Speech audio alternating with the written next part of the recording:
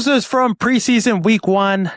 Got to start with Shedeur Sanders. And this pains me being a big Shedeur Sanders fan, but threw a meatball sub, went out there, kind of hurt his case for being the starting quarterback for the Cleveland Browns right out the gate.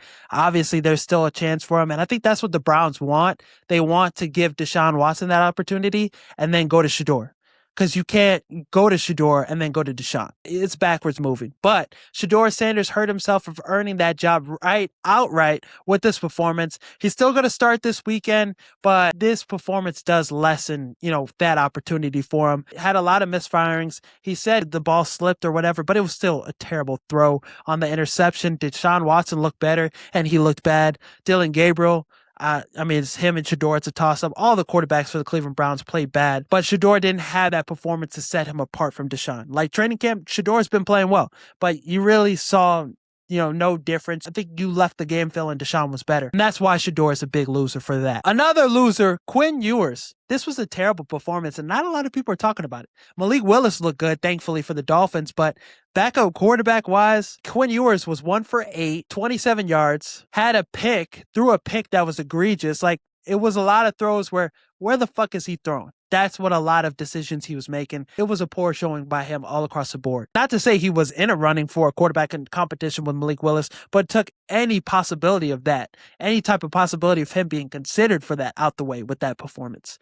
The next loser I have is another quarterback, Cam Ward, new offense, but he looked like Will Levis out there. Unfortunately, he had a dumb decision, held onto the ball too long, 5 for 12, 57 yards. Like, the offense just looked really bad out there. I know this is like a new offense he's learning. Brian Dable, new coach, new scheme, new all that. But it looked like he took steps backwards instead of taking steps forward. You saw some things that, some of his negative aspects of his game come to light and be on full display in this game instead of the great things, the great plays. Carnell Tate, 3 targets, 0 catches too. That's, something that's concerning. Offensive line, he was under a lot of pressure in this, sample size, this, drive or two. So yeah, it was very concerning. I think this is a game that if it doesn't improve, if he doesn't play better preseason game 2, game 3, I think you're a little concerned about a big year 2 jump for him. Another loser is Kaleb Johnson, running back for the Pittsburgh Steelers. This guy might get cut. And he was like a 3rd-round draft pick for the Steelers. This is somebody that was with Trevion Henderson. Coming out of Iowa, he was a back I wanted the Bears to take. Hella explosive, fast, was really Iowa's offense. Like, this guy was a stud in college. But so far, fell out of the rotation in year 1, was a special teamer, running down on kickoff and shit. And then in the offseason, the Steelers bring in Rico Dottle and they have Jalen Warren, who had a pretty good year last season. Now he's RB3, competing for RB3, not even RB3, competing for RB3. Travis Homer might win that RB3 job. He's probably going to get cut. He got 2 carries for 3 yards. That's not production you give a young running back. That's not a workload you give a young running back that you invested a 3rd-round pick in. So Kaleb Johnson, supposed to be the guy in Pittsburgh, was supposed to be that lead back, that Najee Harris replacement. I had high hopes for him.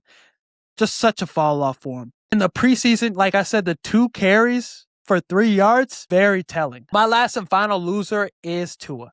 Now, he came out there, fumbled the snap, just all training camp. It looked a little heavier too. All training camp, the talk has been about him potentially winning the job because Penix is not healthy, but I think you'd much rather have Penix out there.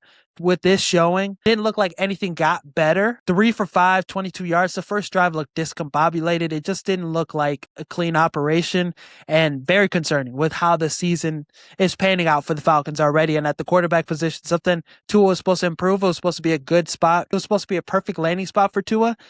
Yeah. It's looking like you're seeing more of that quarterback with the Dolphins last season, not the quarterback that was, leading the league in passing yards with Jalen Waddle and Tyreek Hill. He has the weapons to have a great year. He has the weapons to have a resurrection. Targeted Kyle Pitts 4 times out of his 5 passes. So it's not looking good for Tua already. This was not a good first impression out of the preseason. It's looking like he's probably going to start week 1, but I don't think the Falcons should have high hopes for that. I think they should be wanting to see Penix when he's healthy. Some people thought the NFC North was going to be the worst division in football this season. They thought it was going to be as bad as the NFC South.